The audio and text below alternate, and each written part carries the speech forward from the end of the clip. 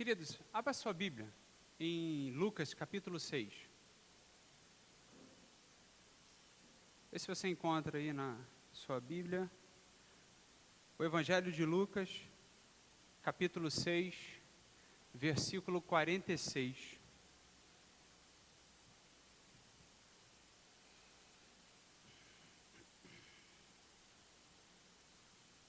Nós conhecemos muito essa passagem, mas nós conhecemos mais a outra parte, né, desse texto. Acho que a gente conhece mais pelo 47. Mas eu achei pertinente a gente começar pelo 46. Quem encontrou, diga amém. Bom demais. Tá assim, ó. A pergunta, hein? Isso aqui é Jesus. Por que vocês me chamam Senhor, Senhor? E o que, gente?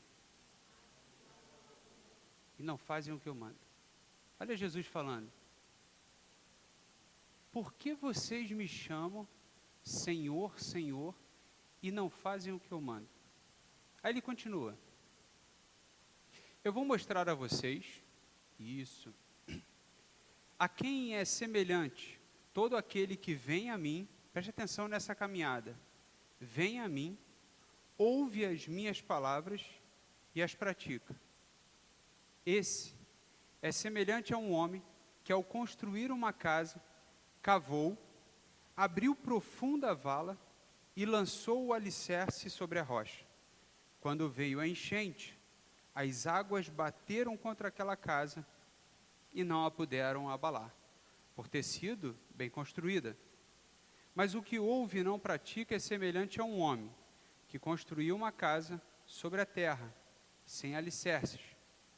E quando as águas bateram contra ela, logo desabou. E aconteceu que foi grande a ruína daquela casa. Amém? Você já conhecia essa passagem, né? Mas já tinha conhecido o princípio dela? O 46? Feche os seus olhos e vamos orar. Maravilhoso Deus, em nome de Jesus, te agradecemos, Senhor, por essa noite, pelas nossas vidas, por cada família aqui. Pedimos, ó Deus, que o Senhor venha abrir o nosso entendimento, venha nos direcionar, ó Deus, na compreensão dessa palavra, e venha, Deus, com amor e misericórdia, nos exortar e nos mostrar o caminho certo que nós precisamos seguir, ó Deus, para agradar o Senhor e para viver segundo a tua vontade e o teu querer. Em nome de Jesus, amém. No versículo 46, ele vem falando sobre Senhor e Senhor. E buscando o entendimento da palavra, do significado da palavra, que eu acho que é importante, não apenas a gente ler, mas a gente tentar entender o que aquela palavra está significando para a gente. E você sabe o que Senhor quer dizer? Eu tenho certeza que você tem um conhecimento de que Senhor representa o nosso Deus, né? Jeová, né? Nosso Deus Todo-Poderoso. Também representa o Messias, Jesus Cristo. Amém. Bênção pura. Também conhecemos isso. Mas Senhor também é aquele a quem uma pessoa pertence. Olha só, como é que a palavra em si, ela vem com significados que a gente vai tendo entendimento sobre o que ele está querendo dizer. Então significa que uma pessoa pertence a outra, sobre a qual ele tem o poder, o Senhor tem o poder de decisão. Ele é mestre, ele é Senhor. Existe também um outro significado sobre essa palavra Senhor, que é o que possui e dispõe algo. É aquele que é proprietário. É aquele que é proprietário de alguém que ele tem controle. Olha só, Senhor. Para você ver, né, o descontentamento do Senhor Jesus naquele momento. Ele estava falando ali com aquela multidão de pessoas. Por que vocês falam que eu sou Senhor se vocês não fazem aquilo que eu falo? Porque, na verdade, quando falava assim, Senhor, eles tinham conhecimento de que é o seguinte, o Senhor tem controle sobre nós. O Senhor é aquele que, né, rege as nossas vidas. O Senhor é aquele que conduz as nossas vidas. Aí Jesus vem falando assim, mas espera aí, vocês falam isso, Vocês têm esse entendimento, mas vocês não conseguem fazer aquilo que eu falo. Era isso que Jesus estava dizendo. Senhor é um título de honra que expressa respeito, reverência com a qual os servos tratavam os seus senhores. Amém? Você está conseguindo me ouvir bem? Tá legal? Ótimo. Aí a gente pode, aprofundar um pouquinho mais, por exemplo, na condição de mestre. Todo mestre, ele tem discípulos, amém? Todo mestre, ele tem discípulos. A gente consegue enxergar isso muito bem, talvez não na nossa cultura, mas se você pegar os filmes aí, do Japão, da China, você vai ver muito isso. Aí vai o mestre na frente, e aqueles discípulos atrás, Imagina Jesus e os 12, Aquela comunhão. O que significa discípulo? Discípulo é um aprendiz. Discípulo é um aluno que é receptivo. Presta atenção, a palavra é receptivo e não reativo. Ele recebe os ensinamentos. Ele não refuta, ele não rebate. Ele é aquele que tenta entender aquela mensagem que está sendo declarada. Por exemplo, um dos discípulos que nós citamos, na ministração de hoje de manhã, até o meu pai, o pastor, estava falando, porque os discípulos não pediram um carro, não pediram sucesso profissional, não pediram bens para o Senhor Jesus, eles pediram o quê? Ensina-nos a orar. Ensina-nos a orar, como João ensinou os seus discípulos. Olha que benção. Olha o coração do discípulo diante do seu mestre. Me ensina como é que eu posso fazer isso. Como é que eu posso agir dessa maneira? Então, discípulo é aquela pessoa que recebe instruções. Discípulo é aquele que aprende. Discípulo é aquele que segue as doutrinas de outra pessoa. Por exemplo, se você frequentar uma arte marcial, você vai ter um mestre, um sensei, um professor, dependendo da área que você venha lutar, praticar uma arte marcial. Então, você pode ver que, por exemplo, no judô, e todo dojo, ele tem um mestre, ele tem um sensei ali para dar a orientação aos seus alunos. Amém? Você tem isso. Todo lugar é assim. Voltando à questão do Senhor, Isso porque muitas das vezes Jesus era chamado de mestre. Outras vezes Jesus era chamado de Senhor. Voltando à condição de Senhor, toda pessoa que se submete ao Senhor é um servo ou um escravo. Servo ou escravo. Aí eu peguei esse significado, eu falei, poxa, o que é ser um servo? O que é ser um escravo? Hoje, é claro, a gente tem muitas questões sobre a escravidão em si, Não é algo bom na nossa realidade humana, mas nessa condição espiritual. Escravo é aquele que é privado da liberdade, estando submetido à vontade de um senhor, a quem pertence como propriedade. Então, escravo, ele não tem liberdade, ele é propriedade do seu senhor. Como seria, ou como é, ser escravo, ser servo de Deus? Como é? Porque nós lembramos da condição de filhos, amém? Nós temos essa referência de filhos na palavra de Deus, mas nós temos também a referência de servos na palavra de Deus. O que você prefere? Ser servo ou filho? Eu prefiro ser filho, Fala, pastor, mole, Eu quero ser filho. Porque a gente pensa o quê? Para ser filho é mole, Fala para Jesus. Ser filho é tranquilo, é herdeiro. Por exemplo, eu sou filho do meu pai, sou herdeiro das dívidas que ele está fazendo. Olha que bênção, Que bom, coisa boa, Que alegria.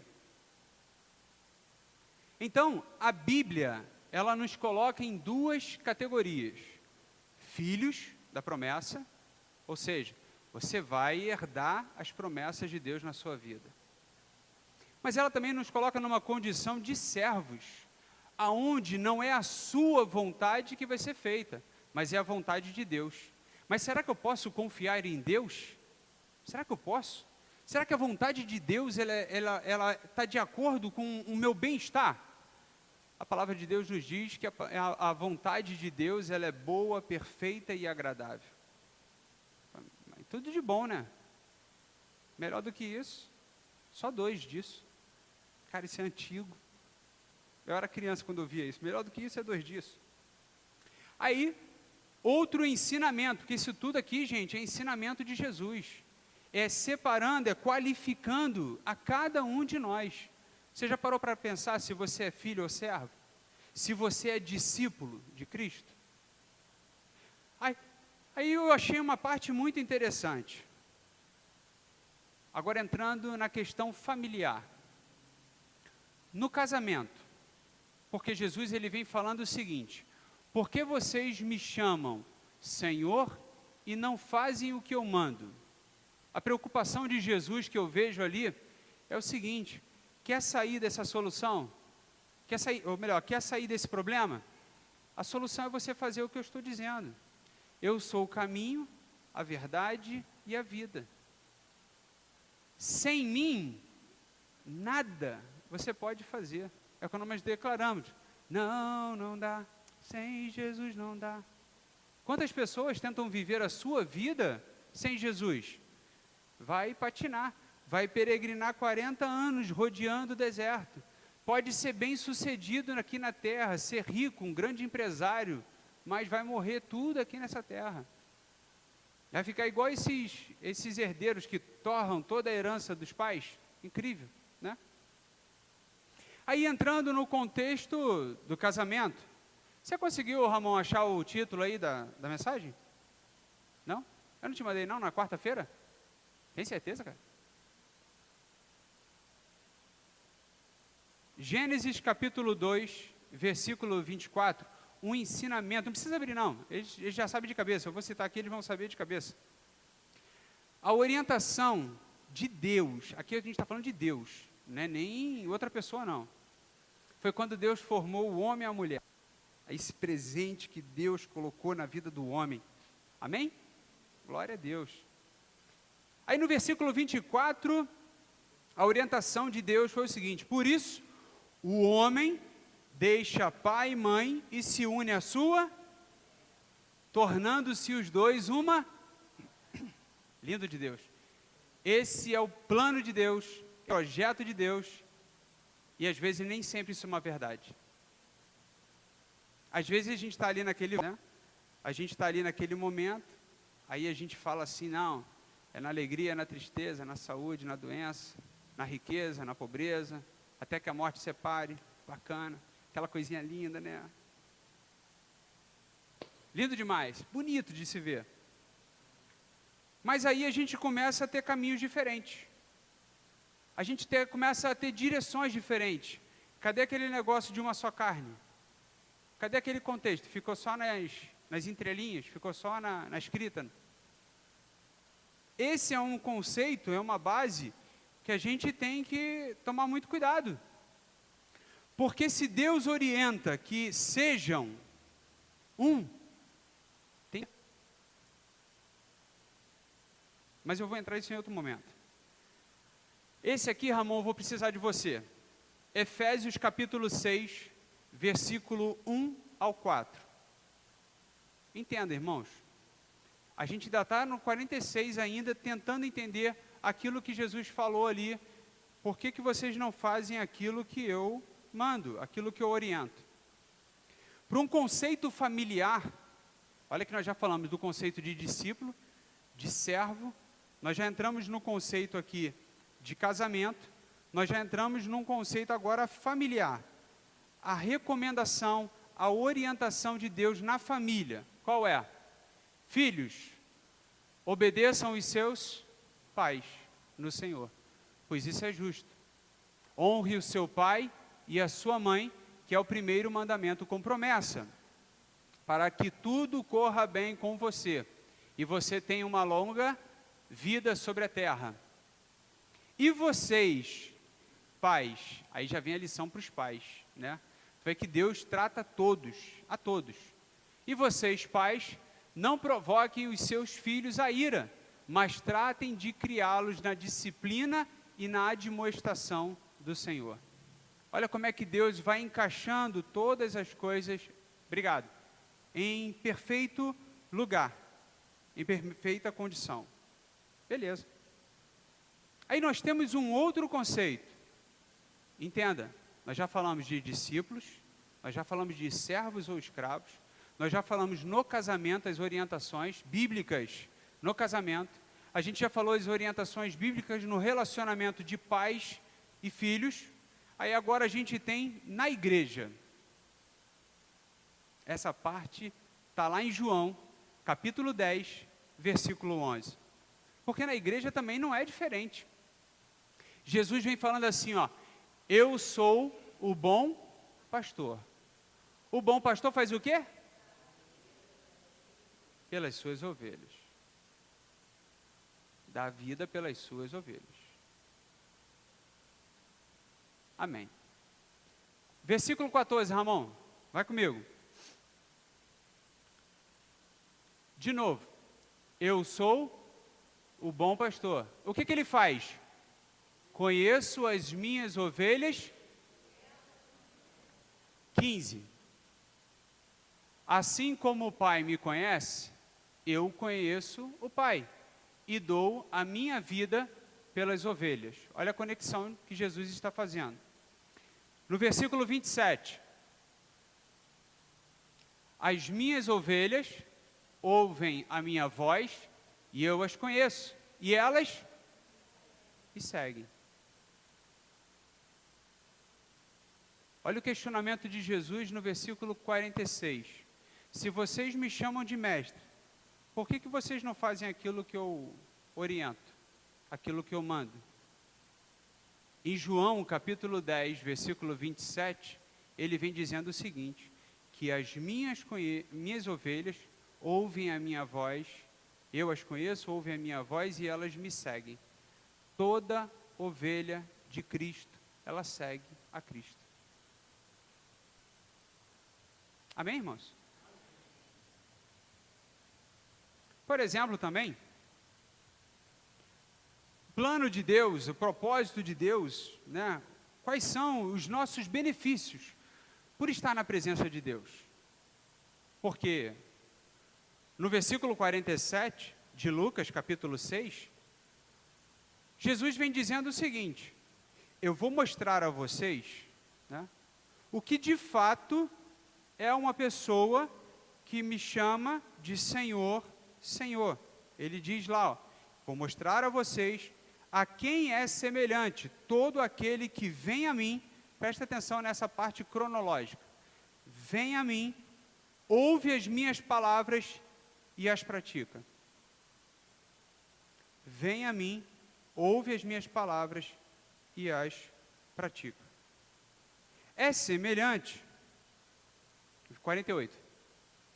Esse é semelhante a um homem que ao construir uma casa, cavou, abriu fundo a vala e lançou o alicerce sobre a rocha.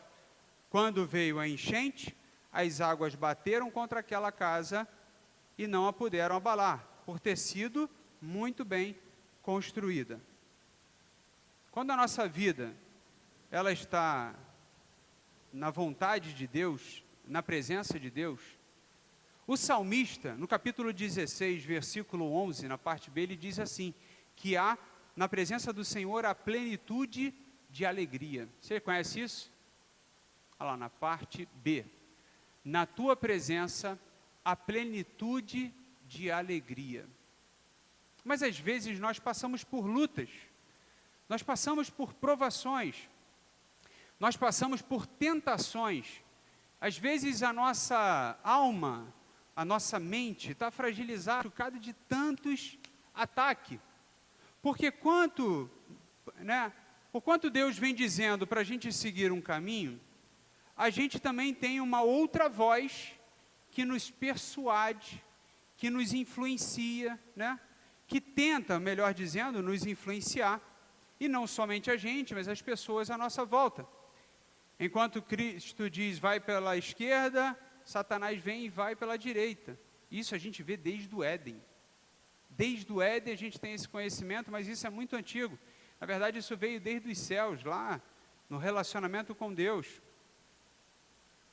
Por exemplo, no casamento, na família. Aí a gente vem aquela questão de uma só carne. Aí hoje nós temos estudos sobre o casamento que diz o seguinte: não existe uma renda da mulher, não existe uma renda do homem. É uma renda familiar, cara. Aquilo ali é os dois. É fruto dos dois. Ah, mas eu ganho mais e ela ganha menos e eu ganho mais, isso, aquilo, outro, aquela disputa de valores. Cara, tudo é um só. Senta os dois, faz ali as contas, paga as dívidas, compra um sorvete. Está ótimo, só alegria. Mas Satanás, ele vem persuadindo a gente e tentando promover conflitos. Quando ele diz assim, olha, o dinheiro é seu. O dinheiro é seu. Você não deve nada a ninguém. Satanás fala isso como para a gente, irmãos? Através, às vezes, de um amigo, de uma mãe, de um pai. Eu já vi filhos sendo orientados, parece brincadeira, mas é sério, irmãos. Parece brincadeira, mas é sério. Parece brincadeira, mas é sério. Pensa numa mãe com filho homem e filha mulher. Aí a mãe fala assim para os meninos, ó, o dinheiro é seu, né? Você não tem que ficar dando dinheiro para a mulher aí ficar gastando não, tá? O dinheiro é seu, você trabalha para isso. A mãe orientando. Então, você guarda o seu dinheiro e ela que se vire com dela. Isso é a mãe. Calma, gente, não é Ana Lu, não. Não, porque a Ana Lu não tem uma filha mulher. Ela só tem filho homem, calma. Aí, beleza. Aí, então, você guarda o seu dinheiro e tal. Aí, beleza. Para a filha. Ah, mãe, e eu? Então, eu vou dar também, né, eu fico com o meu dinheiro.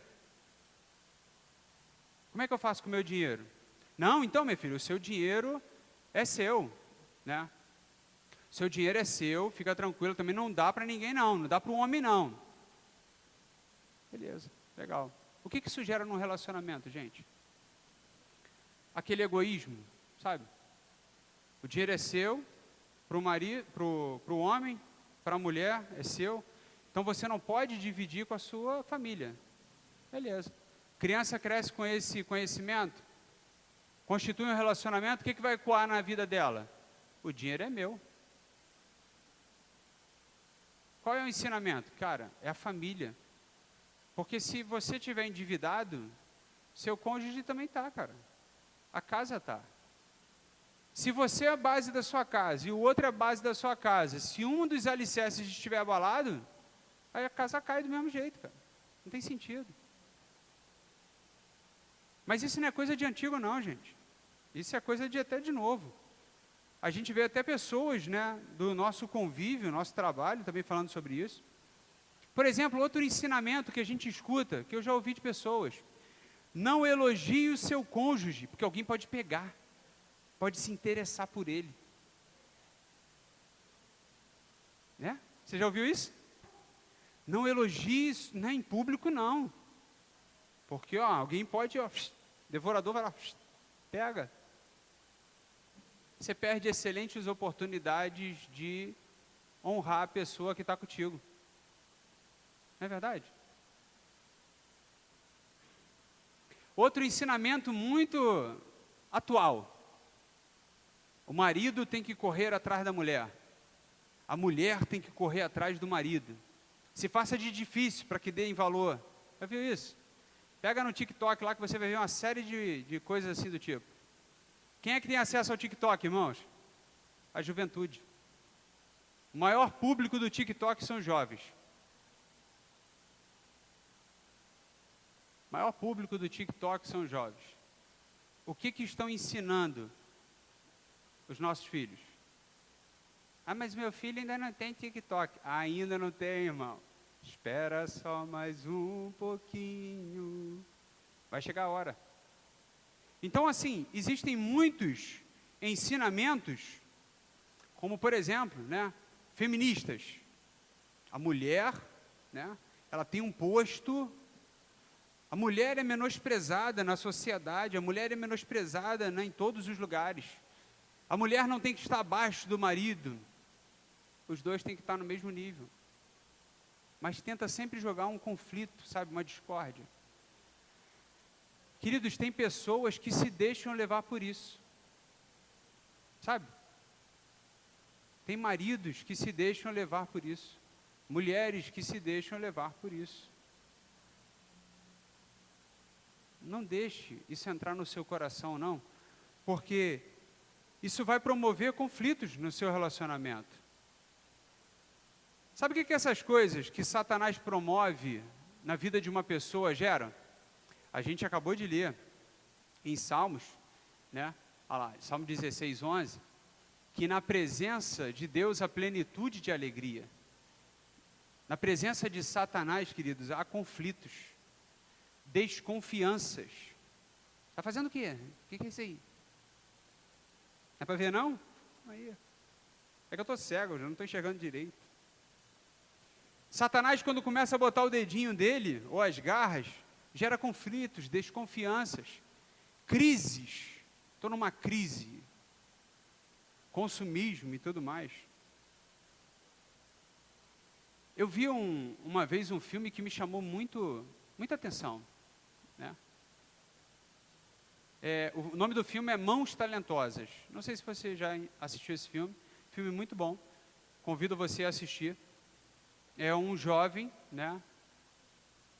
Um jovem negro de família pobre, e ele tinha um desempenho muito ruim na escola, muito ruim. Ele era um péssimo aluno, sabe? Aquele que ninguém dá valor e ninguém gostava dele mesmo, que ele era ruim mesmo. Tirava zero, o garoto era zero à esquerda, sem futuro. Mas a mãe dele acreditava nele. A mãe dele acreditava nele. Até certo ponto, conta na trajetória do filme, que foi identificado, que a mãe dele, se não me falha a memória, ela identificou, que ele não enxergava bem. É por isso, ele não conseguia ler o que estava no quadro. Esse era o problema dele. E as pessoas falavam, zombavam, seu burro, né? Aí ele falava mesmo, eu sou burro. Porque as pessoas falavam isso, ele já comprou essa ideia. Eu sou burro, eu não sirvo para nada não, sou ruim. Aí o ponto que a mãe dele olhou e falou assim, não, filho, vamos fazer um óculos. Pegou lá as economias, né, daquela época, vamos botar aí anos 70, anos 60. É igual os anos lá que meu pai viveu, né? Meu pai conta uma história que eu acho muito bonitinha. Irmão Ney, eu não sei se conhece, essa eu vou explicar para o senhor. Né? O irmão Ney é mais recente. Meu pai falava para a gente assim, que na época de doença, quando alguém ficava doente, quando ele ficava doente, ele ganhava um biscoito, um pacote de biscoito de maisena. Era para amenizar ali a doença. Lembra disso, pai? Biscoito de maisena. Graças a Deus. Só comia doente, né? Só comia doente. Olha, gente, biscoito de maisena. Você está doentinho, meu filho? Papai vai comprar o biscoito de maisena para você, para te alegrar. Hoje em dia, né, os nossos filhos, né, comem... Acho que nem querem saber do biscoito de maisena, né? A Amanda nem quer saber disso, não. Quero recheado. Não, esse não. Amanteigado com goiabada no meio. Que isso, cara? Ainda veio até com exigência. Mas era um período de escassez. Aí, tá vendo? Lembrando. Fala, não, agora tem que comer. Então aquela mãe interessada em ver a dificuldade do filho falou, não, você não é burro não, meu filho. Aí foi, botou o óculos. Gente, esse menino deslanchou, mudou a vida dele. Mudou a vida dele. Passou a tirar notas boas. Passou a entender o que estava, né? Aquela cegueira destravou com óculos, foi embora. Tirou notas altíssimas ao ponto, no final, assim, no desenvolver do filme, ele era um cirurgião que dividiu, né, que separou dois gêmeos que estavam unidos, né, no crânio, um de costas para o outro, e ele tinha a responsabilidade de separar aqueles gêmeos. Tamanho detalhe, cuidado que deveria ter. Era aquele burro no começo do filme. Era aquele que não tinha valor nenhum no começo do filme. Assim somos nós, muitas das vezes. Nós não temos valor, às vezes nós não entendemos, porque existem algumas limitações na nossa vida. Eu não estou te falando que você precisa de um óculos, não. Não é isso. Apesar de eu precisar de um óculos, que está ficando velho, está ficando bravo. Mas não é de um óculos que eu estou falando, não. Eu estou falando mesmo de um discernimento que só Deus pode nos conceder. É de uma sabedoria que só Deus pode nos dar. Essa sabedoria que posso dizer assim que é a chave para a sua vida. É a chave para a sua vida. A gente está orando, né, a oração do Pai Nosso, e a gente pede às vezes tanta coisa.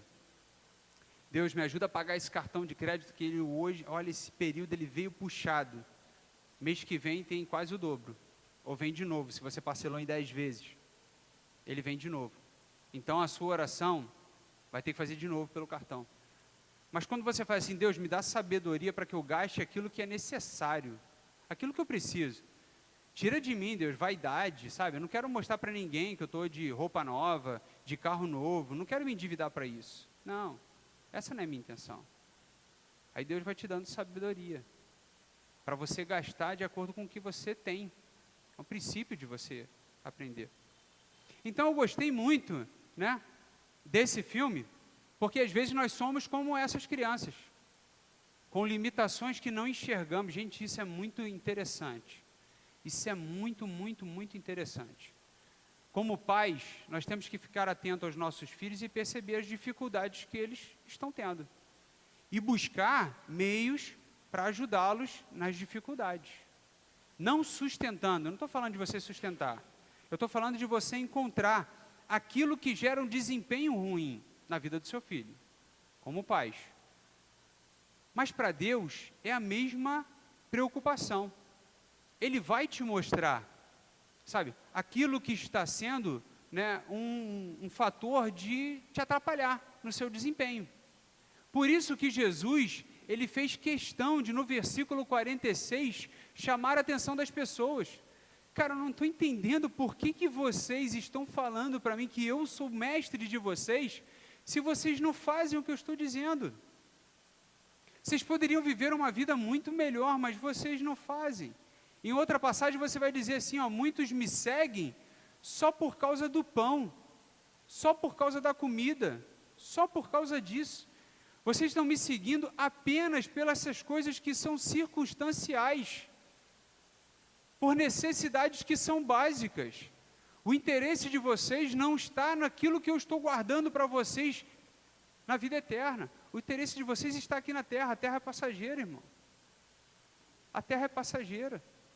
Aí Jesus vem falando para eles, cara, presta atenção, desperta. Vocês não entendem o que é de fato alguém que escuta, alguém que está ali prestando atenção no que eu estou dizendo. Jesus falando. Existem 3 ações na vida de uma pessoa e Jesus ele relata isso no versículo 47. Eu queria chamar a sua atenção nesse sentido. No versículo 47, ele vai falar assim, ó. Acho que não sei se vai abrir ali, mas se não abrir, eu vou mostrar a vocês a quem é semelhante todo aquele que vem a mim. Ouve as minhas palavras e as pratica. Existe um grupo de pessoas, olha que interessante, que conseguem chegar à presença de Jesus. Pô, legal. Cheguei 100%, tô show de bola. Não. Cheguei na presença de Jesus, não ouvi e não pratiquei, não adiantou nada. Cheguei na presença de Jesus e ouvi Jesus falando, cara, que palavra linda, mas não pratiquei, não adianta nada. Agora, cheguei na presença de Jesus, ouvi a voz de Jesus e tomei nota e falei, não, eu vou mudar a minha vida com isso. Essa informação para mim, ela é importante. Eu vou mudar a minha vida nisso aqui. Essa parte aqui, olha, me chama a atenção. Vou fazer isso. Vou colocar em prática o que a Bíblia diz em relação a isso aqui. Vem a mim, ouve as minhas palavras e as pratica. Cada uma dessas ações isoladas não vai gerar nada na vida da pessoa. As dificuldades virão, os desafios virão, as crises virão e a pessoa não vai resistir. Agora, essas 3 etapas, que é importante, e atuando em conjunto, fazem toda a diferença na vida de uma pessoa. Faz toda a diferença na sua vida. O que hoje Deus estaria falando para você no seu coração? O que hoje Deus estaria dizendo para você? Porque às vezes nós queremos, e hoje nós temos essa possibilidade, de, por exemplo, eu estou triste, uma mensagem sobre tristeza. Aí vai lá, a gente encontra uma mensagem falando sobre alegria. Aí ela vai falar ali, uma pregação e tal, te levando. Aí, hoje eu quero isso, hoje eu quero aquilo. Hoje você procura mensagem, você customiza mensagens. É bom, mas isso vai te sustentar? Até que ponto isso sustenta as nossas vidas? Porque às vezes nós ouvimos o que nós queremos ouvir. Mas pelo que Jesus está dizendo ali, no versículo 46, interpreta comigo. As pessoas estavam ouvindo aquilo que não queriam ouvir. Você está entendendo isso? Jesus estava traçando um caminho e as pessoas não estavam querendo esse caminho. Era tipo assim, pô Jesus, na boa, a palavra foi linda, gostei, olha, sermão bacana, mas não era isso que eu queria. Eu queria que o senhor falasse para mim que eu ia amanhã comprar um camelo 0, né? Era isso que eu queria.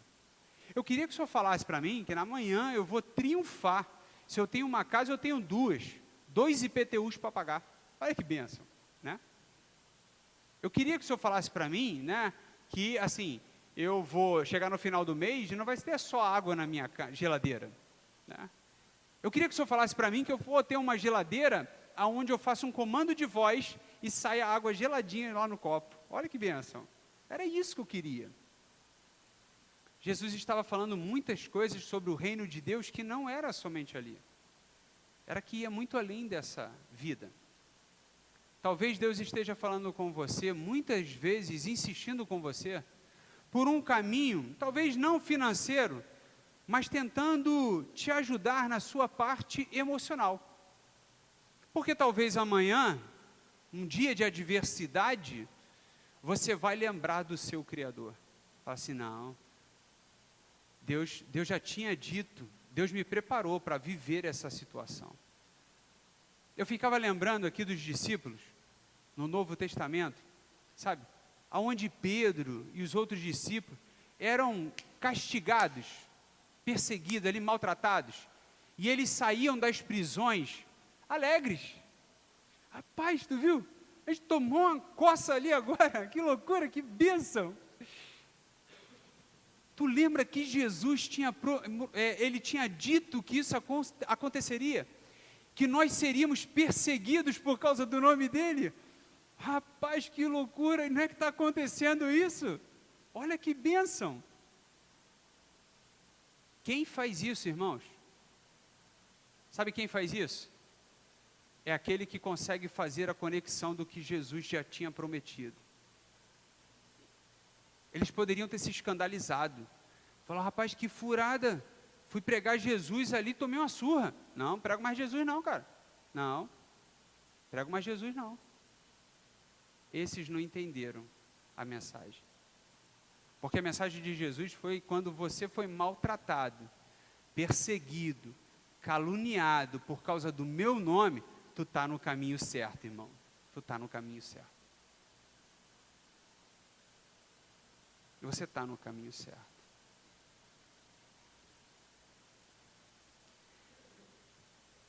No mundo tereis aflições, mas tem de bom ânimo. Você lembra disso? Jesus falando para a gente, cara, você vai passar por tribulações, você vai passar por lutas, mas não fica triste não, porque eu estarei com você nessas tribulações.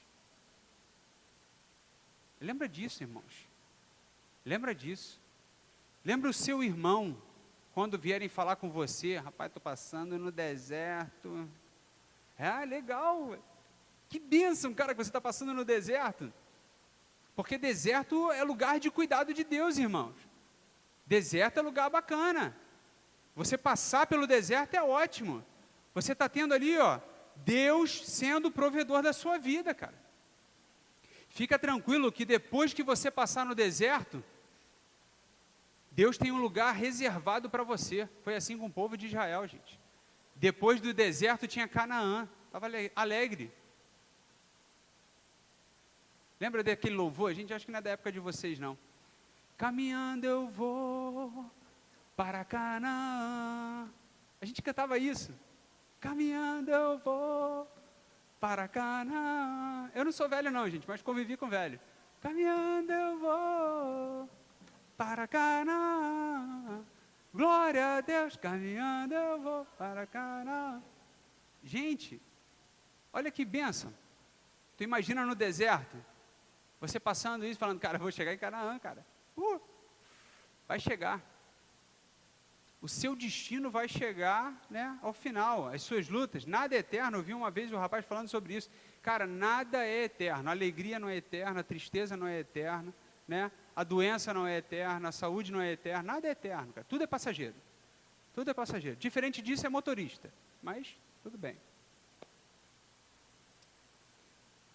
Eu vejo Jesus ensinando aqui para as pessoas ali, mostrando para ele nesse versículo, falando aqui no 47, aonde ele diz assim, olha, quem escuta, vem a mim, ouve as minhas palavras e as praticas, é como uma semente que caiu em terra boa e deu fruto, que vingou e cresceu, produzindo a 30, a 60 e a 100 por um. E Jesus acrescentou dizendo, quem tem ouvidos para ouvir, ouça. Marcos capítulo 4, versículo 8 e 9.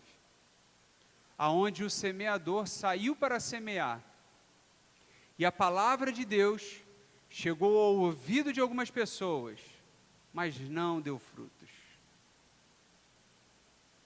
Jesus vem, para a gente caminhar para a conclusão, Jesus vem falando aqui no 49, olha só.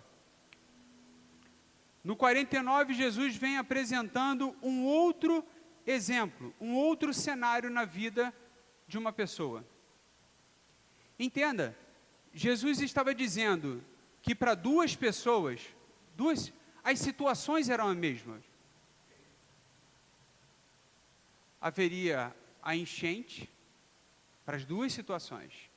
Haveria o impacto das águas para as duas situações.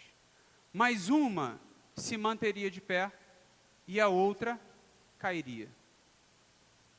O que mudou? Qual é a diferença? Qual é o motivo? Ele vem dizendo no 49, ele mesmo responde. Mas o que ouve, o que vem a mim, ouve e não pratica, é semelhante a um homem que construiu uma casa sobre a terra, ou sobre a areia, dependendo da sua versão, sem alicerces.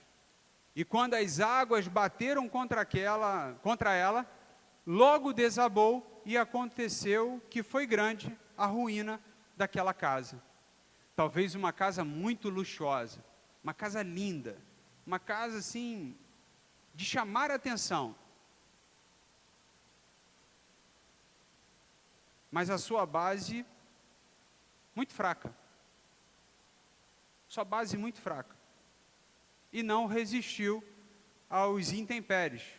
A Bíblia fala aqui sobre enchente, Jesus vem falando sobre essa metáfora de enchente, vem falando sobre as águas. Isso não quer dizer que a sua casa, né, de inundação, não, a minha casa está firme. Eu fiz ela com 3/8, nem preciso isso tudo.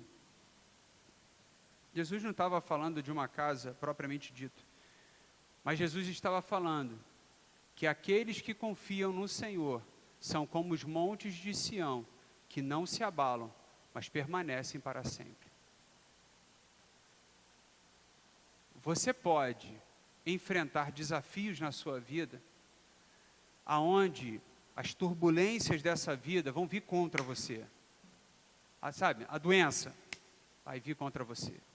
Crise financeira vai vir contra você. As crises conjugais de relacionamento vão vir contra você. Vai vir contra você. O medo vai vir contra você. A insegurança, nossa, vai vir contra você. Pânico no seu coração vai vir contra você. Depressão contra você. Ansiedade contra você. Falsas amizades contra você. Tudo isso vai vir contra você. O que vai te manter em pé? O que vai te manter em pé? Nós cantamos isso no primeiro louvor. Não é a nossa visão que vai nos manter em pé. É a nossa fé. A sua fé, ela resulta na confiança em Deus. É você confiar em Deus. No dia que você estiver passando por lutas, como eu também já passei por lutas, mas olha que eu só tenho 40 anos. Não sou nem tão vivido quanto vocês. Já passei por algumas lutas que, olha, só eu sei como pesado foi. Eu tenho certeza que você está passando lutas que só você sabe quanto pesado está. Eu lembro de um testemunho de um pai, pastor, bonitão, que a filha estava doente, ele orou e falou assim: Deus, transfere a doença da minha filha para mim. Que bonitinho, né? Ele quase morreu. Falou assim: não, Deus, tira de mim porque eu não aguento não. Tira de mim porque... Eu achei legal o altruísmo do pai, sabe? Aquele negócio protetor. Muito bacana. Só que, queridos, não queira pegar aquilo que é dos outros não, porque às vezes você pode não estar preparado para isso. Você imaginou nisso? Imagina, eu dei esse exemplo uma vez, vou citar esse exemplo que eu gosto dele. Imagina alguém te presentear com a Ferrari. Olha que loucura. Eu fui consertar o pneu do meu carro, o cara me cobrou R$40. Gente, eu quase chorei. Mas, como eu sou homem, não queria demonstrar fraqueza. Aí eu fui e segurei, né? Falei, cara, R$40 para consertar um furo. Falei, não, que luta. Nossa. Imagina de uma Ferrari. Desses buracos aí que tem, aquela roda em pena. Jesus, uma loucura. Aquilo não é para mim não, irmão. Não é para mim não. Entenda. Existem situações na vida dos outros que não é para você. Deus vai sustentar cada um para viver o seu fardo, ali a sua luta, o seu desafio. Então não tenta pegar a luta dos outros não. Fica só com a sua mesmo. O máximo que você pode fazer é interceder pelo outro. Deus, sustenta fulano, cura, liberta, transforma a vida de fulano, mas não traz para mim não, porque senão é pesado. Deus vai dar aquilo que você pode suportar. Deus vai dar aquilo que Ele vai estar ali contigo, te sustentando. As suas mãos estarão te sustentando. Então eu vi esse testemunho do pai, achei bem interessante. Aprendi como lição para a minha vida. Amanda às vezes fica doente. Peço não, irmão. Peço não. Falei, não, Senhor. Cura ela. Cura, restaura, transforma. Em nome de Jesus.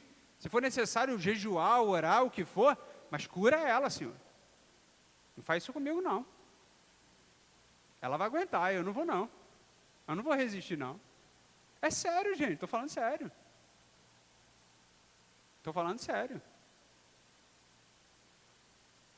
Meu pai ganha mais do que eu. Ele faz dívida, eu vou pagar. Ah, que loucura, tá doido. Eu mal consigo pagar os meus boletos, vou pagar o dele? Mas que loucura, está fora, irmão. Ué. Sem condições. Então, lembre-se disso. O seu papel é interceder. Então, Deus, cura, Senhor. Tu vê que a Jairo, né? Jairo é um exemplo de pai, cara. Jairo em nenhum momento pediu, não, Jesus, transforma lá a doença dela na minha vida. Não. Ele foi lá, pegou Jesus e falou, Jesus, vamos lá curar minha filha. Jesus, vamos lá, entra aqui na minha casa e cura a minha filha. Entenda isso. Entenda isso e aprenda isso na sua vida. Não traga a responsabilidade para dentro de você, daquilo que não é seu.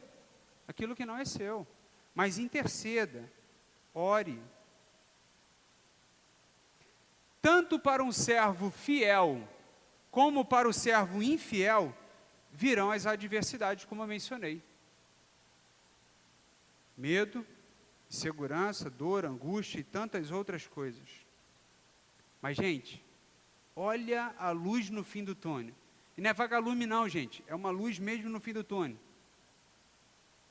Tanto para o servo fiel, como para o servo infiel virão as adversidades. Amém? Você acredita nisso? Medo, insegurança, dor e angústia, mas a promessa de Deus é que todo aquele que confiar nele, o mais ele fará. Olha que bênção. Salmos 37, versículo 5. Entrega o teu caminho ao Senhor e confia nele. Na minha versão, o mais ele fará. Talvez na sua versão seja, tudo ele fará. Por quê? Porque ele tem controle da sua vida, você é prioridade, propriedade de Deus. Deus não é igual eu cuidando do meu carro. Alguém aqui já viu eu cuidando do meu carro? Gente, que loucura, nem lavo mais o carro. Uma vez o portão dali da igreja se fechou e eu abri com ele. Vamos lá, filho, vai devagarinho, vai. Ele abriu. Com carinho, com talento, ele abriu, opa, entrei. Uma luta. Apelidaram meu carro, né, gentilmente, o pessoal é gente boa, né? Meu sogro, na verdade, é de caveirão, porque entra em todo lugar, gente, cada coisa, entra em todo lugar, faz todas as coisas, uma loucura. Mas Deus não é assim com a gente. Deus prepara todas as coisas para que você possa habitar. Deus preparou os céus e a terra e fez toda forma de vida. Por último, Ele fez o homem. Então, o que você ainda não recebeu, é porque Deus ainda está preparando para você. Talvez o processo doa um pouco. Pode doer. Mas Deus está sarando as suas feridas. Ele está cuidando de você. Talvez o processo canse um pouco. Isaías 40 fala sobre isso. Que Ele é que renova as forças do cansado. Pode estar desanimador, querido. Somente Deus que restaura o vigor. Não tem outro caminho. Então, o que eu quero dizer para você, desperta. Porque a imagem não entrou ali, né? Mas aí a gente depois corrige isso em outro momento. Mas o que eu quero dizer para você, o tema dessa... Ah, que lindo! Obrigado, cara. Você é demais. Desperta. Ainda está em tempo. Pode estar escuro, pode estar meio assim à sua volta, mas Deus continua cuidando de você. Deus continua te sustentando. Pastor, como é que é colocar a minha vida, né, na minha vida, Jesus como fundamento? Eu falei para você uma série de problemas, né? Mas qual seria o meio de colocar Jesus como fundamento da minha vida? Como é que é esse ir, que eu vou? Você está aqui, ó, por exemplo. Você está aqui, você já veio. Você está aqui me ouvindo já impaciente, mas tudo bem, está aqui ouvindo. Beleza, já é alguma coisa.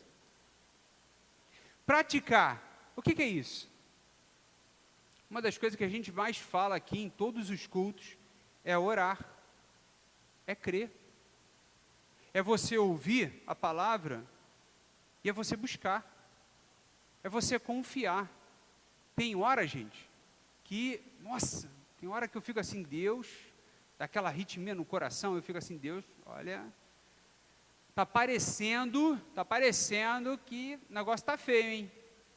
Olha, Jesus, parece que o caminho está estreito, mas me mostra aí que o Senhor tá comigo aí nessa peleja aí, porque tá sofrido.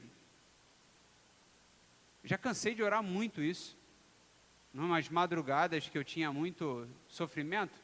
Hoje eu estou mais tranquilo, mas eu falava para Deus, poxa Deus, não é dúvida, mas só me mostra mesmo uma luz aí que o negócio tá complicado, sabe? Eu acho que o medo está tentando tomar conta do meu coração.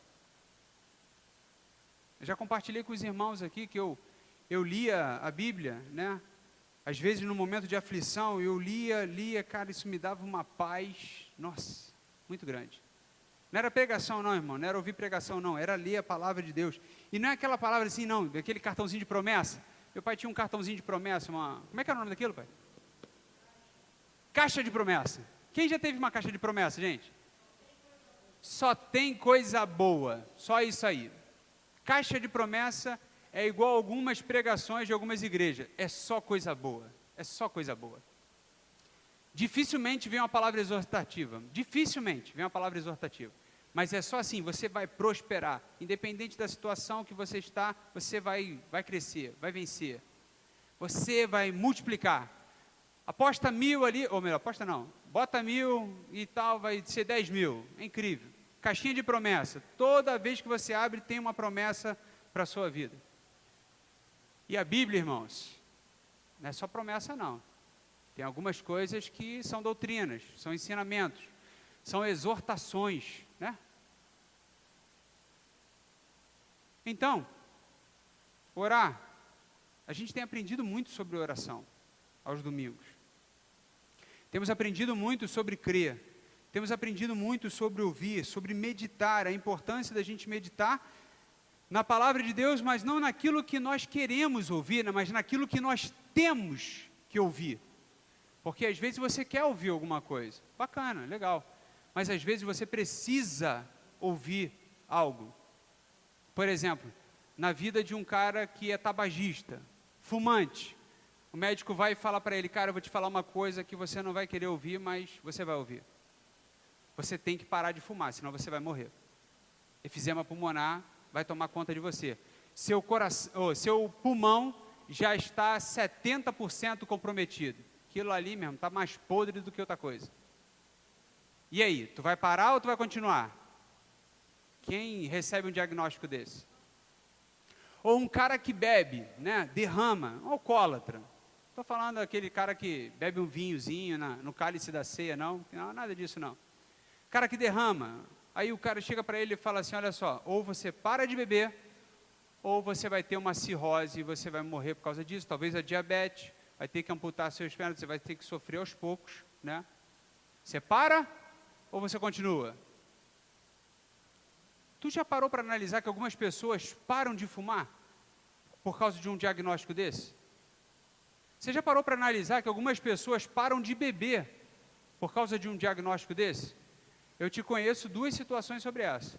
Eu compartilho contigo de duas pessoas que eu vi diagnósticos assim e elas pararam de beber e a outra pessoa foi de fumar.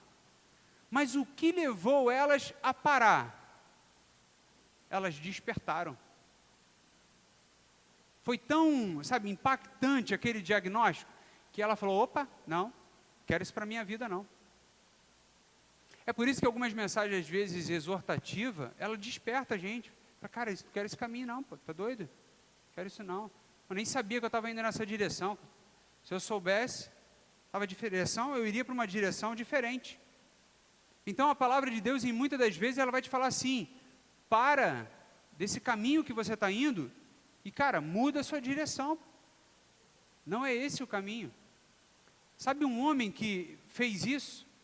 Que talvez você nem tenha se atentado muito, você pega só a parte final do texto. Por exemplo, aquela frase que diz assim, ó, eu e a minha casa serviremos ao Senhor. Lembra disso? Que bênção. Todos lembram disso? Qual é o contexto dessa frase de Josué? Qual é o contexto dela? era porque é o seguinte, o povo já estava meio que se perdendo. Aí ele falou assim, irmãos, na boa de vocês querem seguir outro caminho? Fiquem à vontade, é a escolha de vocês. Eu e a minha casa serviremos ao Senhor. Não nos curvaremos para outros deuses. Nós continuaremos naquele Deus desde os nossos pais, o Deus de Abraão, de Isaac e de Jacó. Se vocês querem seguir um outro caminho, é com vocês, irmãos. Está ótimo. Eu e a minha casa serviremos ao Senhor. Esse foi o contexto. Porque o povo queria uma outra direção. Josué, como líder, falou, não, eu não vou para esse caminho. Eu não vou para essa direção. Sinto muito, mas não vou. Vou continuar confiando nesse Deus que sempre governou a minha vida e a minha casa. Olha que interessante. Quando tentarem te persuadir por um outro caminho, lembre-se disso. Não, irmão, não quero esse caminho para a minha vida, não. Eu não quero essa direção para a minha vida, não, irmão. Pô, gostei pra caramba, deu certo para você? Amém, tá lindo, tá ótimo. Segue, eu tô fora. Não quero isso para a minha vida.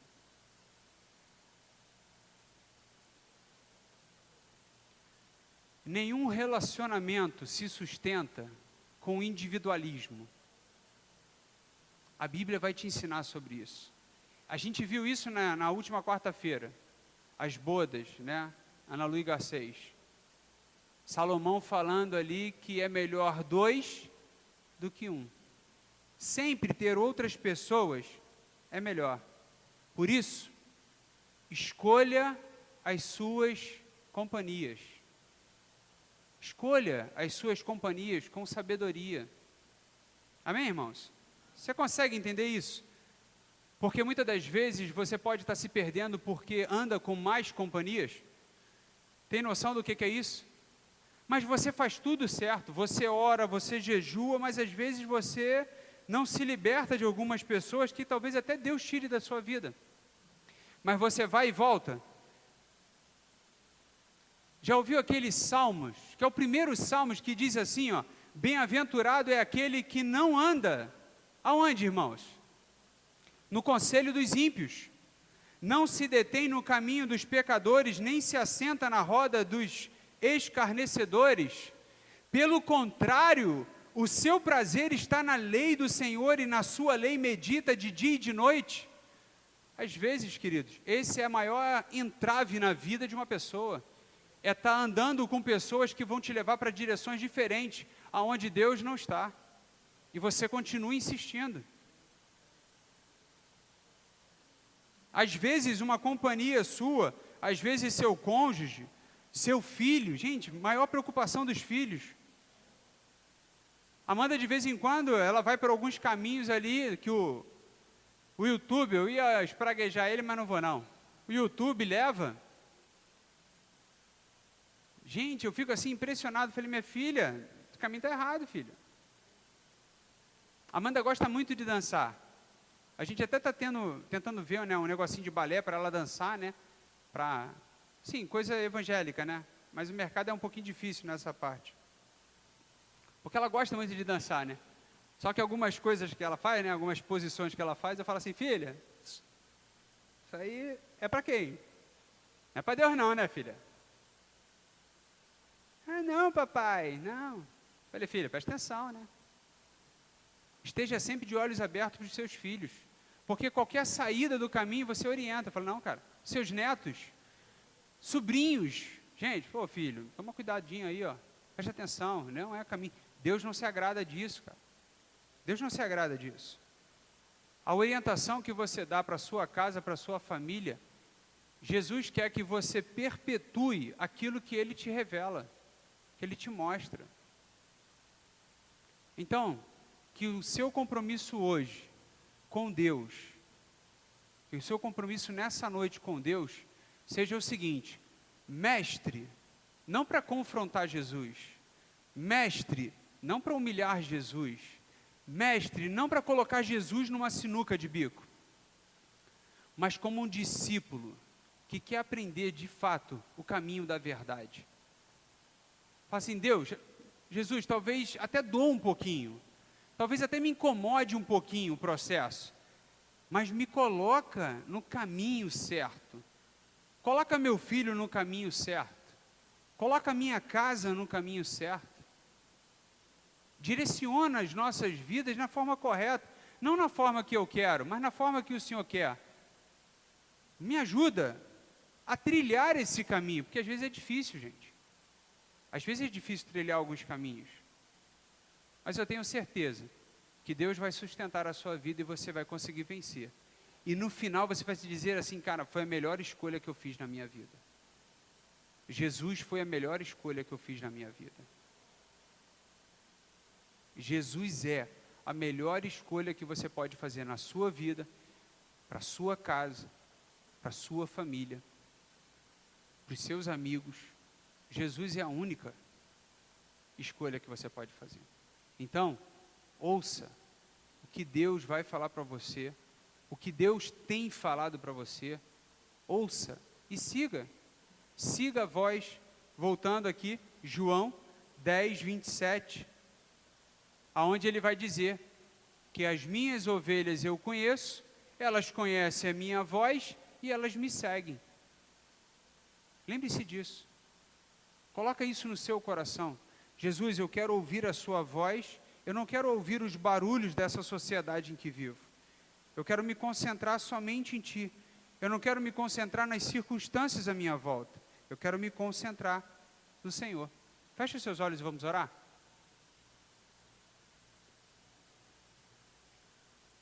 Maravilhoso Deus,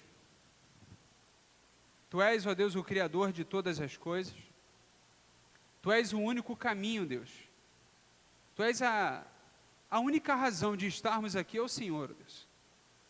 Por isso, Deus, de uma forma tremenda, eu peço que o Senhor venha nos ajudar, ó Deus, a despertar, nos ajudar, ó Deus, nesse processo de compreender a Sua palavra, aquilo que o Senhor tem, ó Deus, para cada um de nós. Se for da Tua vontade, Deus, que alguma pessoa aqui siga para a direita, desperta, conduz essa pessoa para que ela siga, Deus. Se for da Tua vontade, do Teu querer, que abra-se mão de alguma coisa, nos mostra, nos revela, Deus. Se for a Tua vontade, Deus, que a gente venha alcançar alguma coisa, não sei, ó Deus. Não sei quais são os Seus planos e projetos. Não consigo às vezes entender, mas que o Senhor consiga falar audivelmente aos nossos corações. Que seja, Deus, a Tua voz, ouvindo assim, o Seu falar nos nossos ouvidos, de forma que a gente compreenda e fale assim, esse é o meu Senhor. E sabendo, Deus, que o Senhor tem o controle de todas as coisas. Tira, Deus, todos os barulhos à nossa volta, Deus. Tira, Senhor, todas essas circunstâncias que muitas das vezes abalam a nossa fé. Nos mostra, Senhor, que a nossa base está firme em Ti. Nos mostra, Deus, aquilo, caso exista um ponto de fragilidade na nossa estrutura, nos dá força, Deus, para mudar essa história. Nos dá força, Senhor. Nos dá coragem. Abre, Senhor, o nosso entendimento. Aqueles, ó Deus, que intercedem pelos seus, por conversões, por libertação, por cura. Senhor, venha nos capacitar para que nós possamos pedir segundo a Tua vontade, segundo o Teu querer, ó Deus. E venha, Deus, de uma forma tremenda, Deus, impactar as nossas vidas através da Sua palavra. Que possamos ser obedientes à Tua voz, que possamos ser submissos à Tua voz, que sejamos ovelhas e não cabritos, nem cabras, nem nada assim do tipo, que sejamos ser receptivos e não reativos, ó Deus, à Tua palavra, que possamos, ó Deus, nos desprender do nosso eu, para fazer a Tua vontade. Que seja esse o ensinamento e o despertar para cada um de nós, porque nós entendemos que ainda estamos em tempo de fazer isso, Deus. Ainda estamos em tempo de mudar as coisas, à nossa volta, na nossa vida. Por isso, Deus, fortalece a cada um aqui, nessa noite. Fortalece, Deus, a tua igreja, que possamos confiar mais em Ti e descansar mais no Senhor, Deus. Mais do Senhor nas nossas vidas, do que a nossa vontade, do que o nosso querer, Deus. Abençoa a tua igreja nessa noite, Deus. Em nome de Jesus, é o que eu te peço e te agradeço. Amém e amém. Que Deus abençoe a sua vida. Vamos orar por esses pedidos? Irmão Ney, por gentileza.